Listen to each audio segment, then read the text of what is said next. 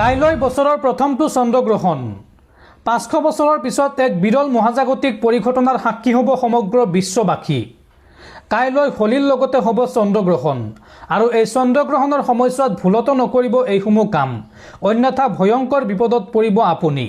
কাইলৈ কেতিয়া আৰম্ভ হ'ব চন্দ্ৰগ্ৰহণ আৰু কেতিয়া শেষ হ'ব, অৰ্থাৎ কেতিয়াৰ পৰা কেতিয়ালৈকে এই চন্দ্ৰগ্ৰহণ হ'ব, এই চন্দ্ৰগ্ৰহণৰ সময়ছোৱাত আপুনি কি নিয়ম মানি চলিব লাগিব সবিশেষ তথ্য জনাই আছোঁ।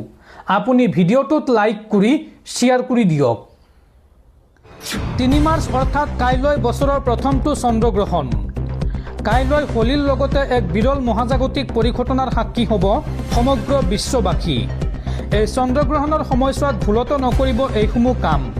কি কাম কৰিব নোৱাৰিব, কি সাৱধানতা অৱলম্বন কৰিব লাগিব চাওঁ আহক।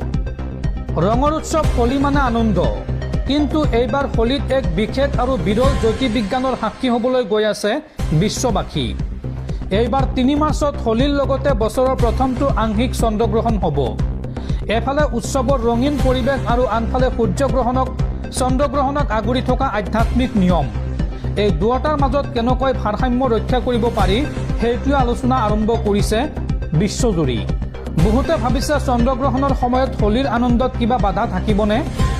কিছুমানে জ্যোতিষী আৰু জ্যোতিষশাস্ত্ৰৰ নিয়ম মানিবলৈও সাজু হৈছে। ফলত হোলী ২০২৬ কেৱল ৰঙৰ উৎসৱ নহয়, এক বিশেষ জ্যোতিৰ্বিজ্ঞানৰ মুহূৰ্তৰ সৈতেও জড়িত। ভূগোলবিদসকলৰ মতে এই চন্দ্ৰগ্ৰহণ ৩ মাৰ্চৰ সন্ধিয়া ৫:৫৯ পৰা আৰম্ভ হ'ব আৰু সন্ধিয়া ৬:৪৭ শেষ হ'ব।